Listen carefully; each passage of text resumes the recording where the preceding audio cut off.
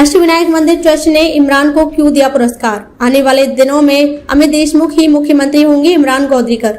महाराष्ट्र में एक ऐसा शहर है जो व्यापारियों का शहर के तौर पर विकसित हुआ है, वो लातूर है। यहाँ कई व्यापारियों ने अपनी मेहनत और काबिलियत से अपना नाम रोशन किया है।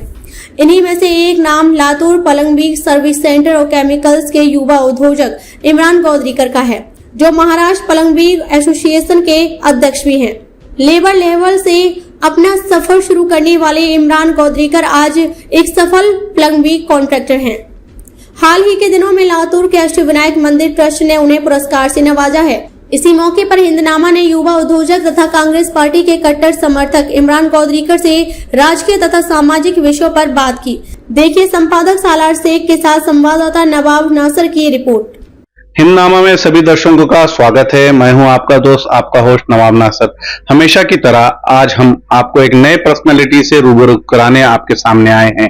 जैसा कि आप जानते हैं, लातूर एक शैक्षणिक शहर है, एक औद्योगिक शहर है। यहाँ पे अलग अलग किस्म के व्यापारी, अलग अलग किस्म के डॉक्टर, अलग अलग किस्म के प्रोफेशनल अपनी सेवाएं लातूर वालों को, लातूर वासियों को दे रहे हैं। ऐसे ही आज हमारे साथ एक युवा उद्योजक इमरान गौदरीकर जी साथ में हैं, जो महाराष्ट्र के प्लम्बर एसोसिएशन के अध्यक्ष भी हैं और एक युवा उद्योजक है। आइए उनसे बात करते हैं।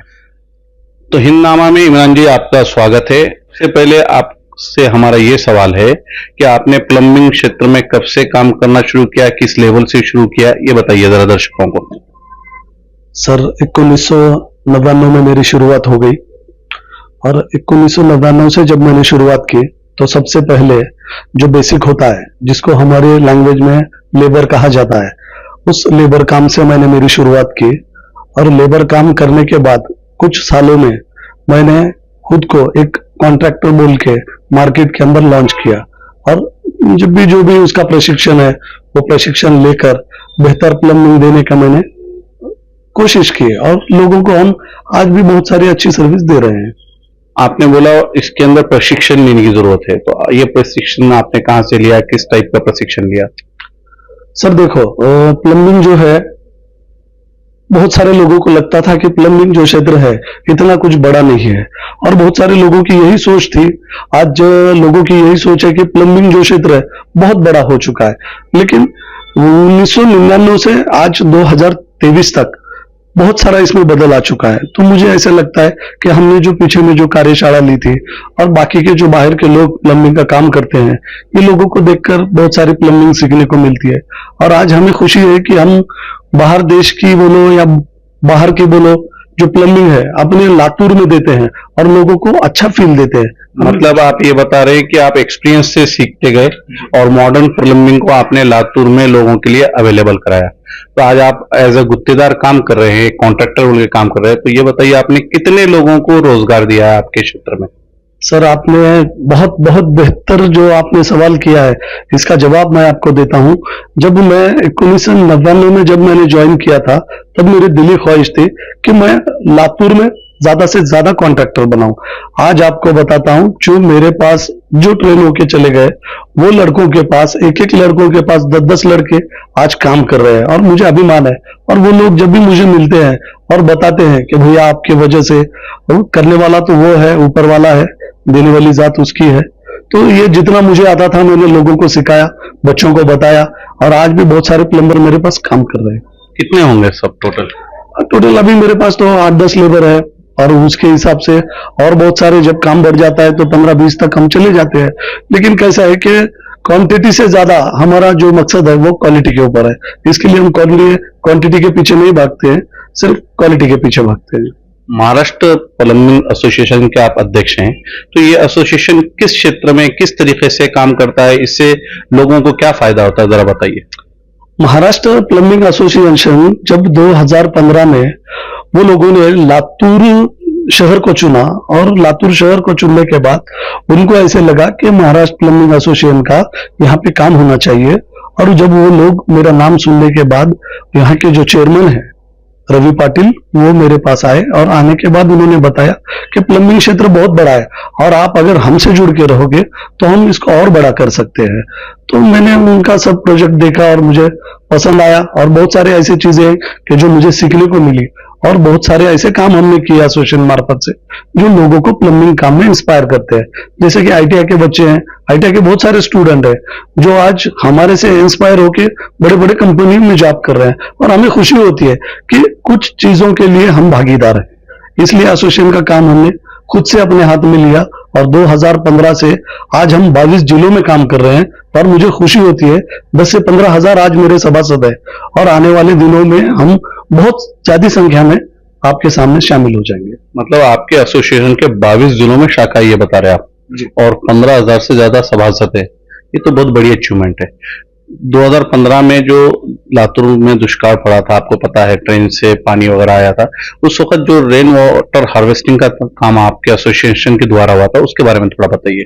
सर 2015 के बारे में मैं आपको बताता हूं। तो बताने की बात यह है कि ट्रेन से पानी आया ये तो छोड़ो, चलो ये जो है वो राजकारण में मुझे जाना नहीं है, लेकिन फिर भी मैं आपको बताता हूं कि लातूर की जो महानगर पालिका है, ये महानगर पालिका के माध्यम से हमने हमारे एसोसिएशन के माध्यम से, और मेरी सेवाभावी संस्था है लातूर प्लम्बिंग सर्विस सेंटर, उस सेवाभावी संस्था के माध्यम से सेवा बोलकर हमने 1,500 से 2,000 लोगों को तकरीबन rain water harvesting free of cost करने की कोशिश की, और कुछ लोगों ने हमें उसमें मुबादला भी दिया।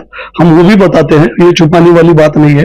लोग लातूर के बहुत समझदार हैं और उन्होंने हमें साथ दिया।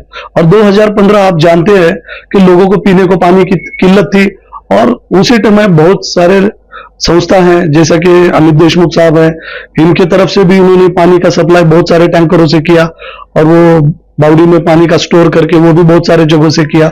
लेकिन महाराष्ट्र प्लम्बिंग एसोसिएशन ने एक धोरण बनाया कि रेन वाटर हार्वेस्टिंग अगर हर कोई करेगा, और इसका महत्व हमने सबको समझाया, तब लोगों ने हमें साथ दी और ज्यादा से ज्यादा रेन वाटर हार्वेस्टिंग हो गई। और आप देख सकते हैं आज 1 महीना जून का चला गया और जुलाई में हम आ चुके हैं, फिर भी पानी की किल्लत नहीं है। तो ये बहुत सारे चीज हो चुके हैं सर। शासकीय लेवल पे और जो लोग इंडिविजुअल लेवल पे भी काम करते हैं, जैसे मालूम है कि लातूर में लातूर वृक्ष टीम ने भी झाड़े लगाने का बहुत बड़ा काम किया है, उससे भी पर्यावरण में फर्क पड़ा है। ऐसे युवा उद्योजक है जिन्होंने लोगों के अंदर अवेयरनेस पैदा की रेन वाटर हार्वेस्टिंग की। तो ये मिला जुला जो रिस्पॉन्स है और फर्क है जो हम आज देख रहे हैं। इमरान भाई, ये बताइए कि आपने ये जो प्लम्बिंग का क्षेत्र चुना, प्लम्बिंग का ही क्षेत्र क्यों चुना आपने? सर प्लम्बिंग का क्षेत्र चुनने में मेरा खुद का रोल है। मेरे वालिद साहब ने मुझे पढ़ाया, बहुत कोशिश की, लेकिन कुछ चीजें ऐसे होते हैं जो इंसान के मुकद्दर में जो होता है वही करता है। लेकिन बहुत सारी चीजें मैंने देखी, जैसा कि मेडिकल है, टर्नर है, ये बहुत सारे लोगों को देखने के बाद प्लम्बिंग एक ऐसा विषय मुझे लगा कि साला प्लम्बिंग में कुछ ना कुछ करना चाहिए। और प्लम्बिंग आप देखेंगे, आप 1999 का इतिहास निकाल कर अगर देखेंगे तो किसी के घर में आपको डाइवर्टर नहीं मिलेगा, वॉल हंक नहीं मिलेगा, बॉडी शावर नहीं मिलेगा, टब नहीं मिलेगा, बॉडी जेट नहीं मिलेगा। ये जो चीजें बता रहा हूं ये 2015 के बाद आई हुई है, और ये चीजों को हमने बिना डरे बिना झिझके हमने लातूर में लाने की कोशिश की, और इसको हमने जितना प्रसार करना होता है उतना हमने प्रसार किया, और जितना लोगों को देना होता है हमने उतना लोगों को देने की कोशिश की, और आने वाले कुछ दिनों में इससे बेहतर देने की कोशिश हमारी चल रही है। और मेरा जो फर्म है लातूर प्लम्बिंग सर्विस सेंटर और केमिकल एजेंसी बोलकर, इससे हम प्लम्बिंग सर्विस सेंटर कुछ ही दिनों में लातूर के लोगों के लिए सर्विस सेंटर चालू करने की कोशिश कर रहे हैं। ये तो बात हो गई आपके कार्य क्षेत्र की, आप प्लम्बिंग क्षेत्र में हैं और उसमें एसोसिएशन में भी काम कर रहे हैं। अब आप बात करते हैं आपके सामाजिक जीवन की। आपने कई सामाजिक काम भी किए, सामाजिक कामों में आगे रहते हैं, लेकिन जैसा कि आप कांग्रेस पार्टी से भी जुड़े हुए हैं, और कांग्रेस पार्टी में पिछले कई साल में हमने देखे कि बड़े बड़े पदों को जो लोगों ने जिसको पद मिले और जिसने पदों को भोगा है, वो लोग भी छोटी छोटी बातों पे पार्टियां छोड़ के इधर से उधर गए।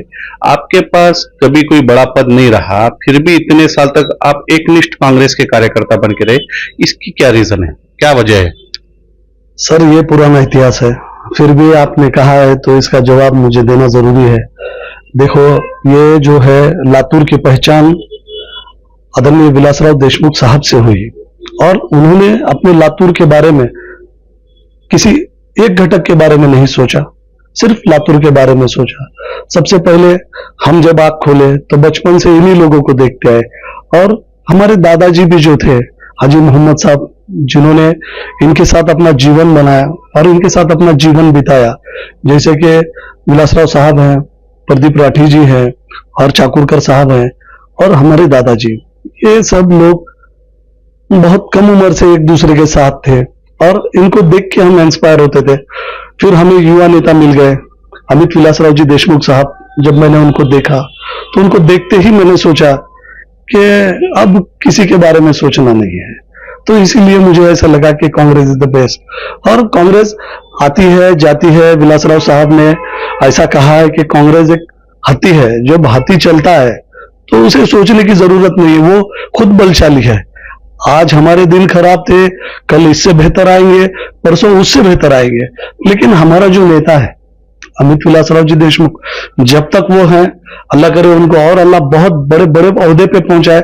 और आने वाले कुछ दिनों में आप देखेंगे, आप ही के चैनल पे मैं ही बाइट दूंगा और आपको बताऊंगा कि आदरणीय अमित विलासराव जी देशमुख साहब महाराष्ट्र के मुख्यमंत्री हो गए और ये दिन कुछ ही दिनों में आने वाला है। इसीलिए मुझे ऐसा लगता है कि कांग्रेस इज द बेस्ट है। आपका जो प्रभाग है, प्रभाग क्रमांक 3, वहां पे आपने ग्रास रूट लेवल पे आम लोगों के लिए क्या काम आज तक किए, सामाजिक काम क्या किए, उसका जरा देखा जोखा हमारे दर्शकों को दीजिए। सर, आपको बताने के लिए बहुत कुछ है, लेकिन ऐसे कुछ छोटे मोटे भी जो काम होते हैं, हर कार्यकर्ता को आदरणीय अमित विलासराव जी देशमुख साहब ने इतना पावर तो दिया हुआ है कि अगर किसी प्रभाग के अंदर कोई काम अगर रुक जाता है या कोई दिक्कत आती है तो वो हम जैसे कार्यकर्ता जब उनको कॉल करते हैं या कोई मैसेज डालते हैं तो इमीडिएटली वो रिप्लाई देते हैं, तो वो हमें एक अभिमान लगता है। तो जैसे की रोड का मसला था, आमच्या प्रभागामध्ये ज्यावेळेस रोड नव्हता त्यावेळेस आम्ही त्या रोडचं काम साहेबाला फक्त एकदाच आम्ही निवेदन दिलं की साहेब, प्रभाग 3 मध्ये रोड नाहीये, नालीची अडचण आहे, पाण्याची अडचण आहे, लाईटीची अडचण आहे। तुम्ही बघू शकता प्रभाग 3 मध्ये पूर्ण 18 प्रभागापेक्षा सर्वात जास्त आदरणीय अमित देशमुख साहेबांनी तिथं निधी दिलेला आहे आणि त्या निधीमार्फत सर्वांनी मिळून तिथं काम केलेलं आहे। आणि मलाही अभिमान वाटते की आम्ही कुणाच्या तरी कामाला येतोय, की आम्हाला लोकांनी प्रेम केलंय आणि त्या प्रेमापोटी आम्हाला ज्यावेळेस कुणाचा कॉल येत आहे, आपण सोशल मीडिया बघू शकता आणि त्या सोशल मीडियावर फेसबुकवरती मी इम्रान गोंद्रीकर म्हणून त्याच्यावर आहे आणि आपण ते रिक्वेस्ट बघू शकता। आज सर मी त्या रिक्वेस्टला एक्सेप्ट करण्यासाठी माझी लिमिट सुद्धा नाहीये, एवढ्या प्रेमापेक्षा अजून काय पाहिजे। आणि मी प्रभाग 3 म्हणूनच कधी थांबलेलं नाहीये। आदरणीय अमित विलासराव देशमुख साहेबांचे आदेश असे आहेत की ज्या ठिकाणी अडचण असेल तिथं माझा कार्यकर्ता, काँग्रेस कार्यकर्ता तिथं पोहोचला पाहिजे, अशा पद्धतीचं आमचं काम आहे। लहान मुलांचं असेल किंवा कुणाच्या शाळेची अडचण असेल किंवा काही अडचणी असतील, काही अडचणी आम्ही ते पूर्ण व्यवस्थित साहेबाच्या मार्गदर्शनाखाली करून टाकतो। आपने बताया आपके दादा के जमाने से आप एक कांग्रेसी रहे हैं, तो आपके दादा ने भी जो जीनस सोसाइटी के जरिए काम किया था उसके बारे में थोड़ा बताइए। देखो, जब का जो राजकारण था आणि त्यावेळेसचे जे लोक होते, खरंच ते देव माणूस होते। त्या देव माणसाने एखाद्या एसटी ड्रायव्हरला त्यांनी 5 एकरची संस्था दिली आणि त्या संस्थेमार्फत त्यांनी गोरगरिबांना तिथं बसवण्याची एक संकल्पना केली आणि त्या संकल्पने माध्यमातून आज तुम्ही त्या ठिकाणी जाऊन बघू शकता। ज्या ठिकाणी जसे औसा रोडवरती कॉलनी आहेत, तुमच्या अंबाजोगाई रोडवरती कॉलनी आहे, बार्शी रोडवरती कॉलनी आहेत, तशाच कॉलनी आज आमच्या नांदेड नाक्याच्या साईडला झालेल्या आहेत। आणि पूर्व भाग जे लोकांच्या मनामध्ये होता की पूर्व भागामध्ये जास्त विकास नाहीये, पूर्व भागामध्ये हे नाहीये ते नाहीये, पूर्व भागामध्ये आज सगळ्यात जास्त सुधारणा झालेली आहे आणि त्यामध्ये जीनत सोसायटी हे जे आहे ते पूर्ण पूर्व भागामध्ये त्याचं पूर्व भागाचं दिल म्हणजे लव अशा पद्धतीची आमची एक भूमिका आहे। आणि त्या ठिकाणी त्यांनी 109 घरांची स्थापना केली। आदरणीय विलासराव देशमुख साहेब असतील, प्रदीप राठीजी असतील आणि चाकूरकर साहेब असतील, या सर्वांनी त्यांना त्याच्यामध्ये भरपूर साथ दिली आणि त्यांनी त्या साथीमधून त्या सगळ्यांचं चांगलं तिथं राहणीमान केलं आणि आज सुखाने सगळे परिवार त्या ठिकाणी नांदत आहेत। आपसे सबसे महत्वपूर्ण सवाल ये है, आप एक युवा उद्योजक हैं, आप युवा नेता कब बनने वाले हैं? जैसा कि आपको पता है लातूर महानगर पालिका के इलेक्शन पेंडिंग है और वो कभी भी डिक्लेयर हो सकते हैं और इलेक्शन हो सकते, तो क्या आप नगर सेवक कॉर्पोरेटर बनने के रेस में हैं और आपने क्या तैयारी की है? आपके पास कितने कार्यकर्ता रेडी है, जरा बताइए। सर, मी आपल्याला सांगू इच्छितोय की अमित विलासराव देशमुख साहेबांचा जोही कार्यकर्ता असेल, सर्वप्रथम तो नेताच आहे। आणि दुसरी गोष्ट, आणि साहेबांनी सगळ्याला ज्या त्या जबाबदाऱ्या दिलेल्या आहेत आणि जे साहेब आपल्याला जबाबदारी देतील आम्हाला आनंद आहे. आणि साहेब सर्व ज्या कार्यकर्त्याला जे पाहिजे आजपर्यंत त्यांनी दिलेलं आहे आणि आम्हालाही ते देणारच आहेत. आणि या गोष्टीचं मला असं वाटत नाही की यामध्ये काही महत्वाचं आहे किंवा या गोष्टीची विचार करण्याची गरज. 2024ला इलेक्शन येणार आहेत हे मान्य आहे आणि इलेक्शन आल्यानंतर आपल्या नेत्यांनी जे आदेश दिलेत त्या आदेशचं आम्ही 100% पालन करणार आहेत. आणि आम्हाला दिलं तरीही आनंद आहे, नाही दिलं तरी आनंद आहे, कारण आम्ही सुरुवातीपासून साहेबाचे कार्यकर्ते आहेत. त्याच्यामुळं आजही कोणतं पद नसताना किंवा काही नसताना आम्हाला असं वाटतं की आम्ही सगळ्या गोष्टीला आहे. आज तुम्ही बघू शकताय की साहेबांनी मला लातूर शहर सहसचिव म्हणून माझी नेमणूक केलेली आहे आणि ते आम्ही एकदम व्यवस्थित पद्धतीने त्याच्यामध्ये आम्ही काम करत आहोत. आणि आम्हाला काही असं काही वाटत नाहीये की आज तिकीटसाठी आम्ही आहेत किंवा तिकीट आम्हाला भेटावं किंवा आम्ही कॉर्पोरेशनला जावं. आम्ही आमच्या साहेबासोबत आहेत तर आम्ही कॉर्पोरेशनमध्ये आहेत. आप सीधा सीधा जवाब दीजिए, आप गोल घुमा रहे हैं. आप बताइए, आप इलेक्शन लड़ना चाहते हैं, नहीं चाहते हैं, आप इच्छुक हैं या नहीं है? हैं तो कहां से हैं? सर काही गोष्टीची एक मर्यादा असते आणि आपण जो प्रश्न केलाय आणि आम्ही नागरिकांसाठी काम करतोय. आज मी तुम्हाला सांगू इच्छितोय असं येऊ शकतोय की अचानक आमच्या नेत्यांचा आम्हाला आदेश येऊ शकते की बा उद्यापासून गोंद्रीकरला आपण महापालिकेत घेऊ आणि क्रॉपला घेऊ. काही करू शकतात ते नेता आमचा आदरणीय नेते आहेत. त्याच्यामुळे आम्हाला आमच्या नेत्यावरती विश्वास आहे आणि या प्रश्नाचं आपल्याला उत्तर देणं किंवा न देणं किंवा आपल्या भाषेत गोलगोल होणं हे मला असं काही वाटत नाही, कारण आदर्श आहे आमचा नेता. त्यामुळे आमच्या नेत्यांचे जे आदेश असतील ते आम्ही 100% पार पडू. तो इमरान भाई ने जैसा बताया कि वो क्लियर कुछ नहीं बता रहे हैं, लेकिन साहब जो बोलेंगे वो करने के लिए वो तैयार है, ये यहाँ पर बता रहे थे. तो आप लोगों से हमने आज इमरान भाई की मुलाकात कराई. इमरान गोंद्रीकर जो अध्यक्ष हैं महाराष्ट्र प्लम्बिंग एसोसिएशन के. आइए उनके कुछ खास क्लाइंट्स हैं, उनसे भी हम आगे बात करते हैं. तो इमरान भाई के एक एस्टीम क्लाइंट ब्रिज होटल जो शिवाजी चौक में है, मशहूर ब्रिज होटल के जो ओनर है विक्रम बिरजवाजी साहब हमारे साथ है. आइए उनसे बात करते हैं. विक्रम जी, आपने इतना बड़ा प्रोजेक्ट जो यहाँ पे किया उसके लिए आपने आर्किटेक्ट इंदौर से बुलाया, लेकिन प्लम्बर लातूर का लोकल का इमरान गोंद्रीकर को क्यों चुना? क्या वजह रही होगी? 4 साल पहले की बात है ये. प्लम्बिंग और इलेक्ट्रिशियन एक बिल्डिंग की जान रहती है. उसमें टेक्निकली हमने काफी लोगों से इंटरव्यू लिया, पूछा कि कुछ टेक्निकल चीजें कैसी होती है, जैसे कि ड्रेनेज लाइन है, वाटर लीकेज है. उसमें सबसे अच्छा पाया हमने इमरान को. इसी वजह से उनको हमने ये काम दिया. और आप उनके काम को कैसा पाया आपने? उनके 101% बहुत बढ़िया, अच्छा काम किया. बहुत बढ़िया. आज 4 साल हो गए हैं, कोई तकलीफ नहीं है हमको काम की.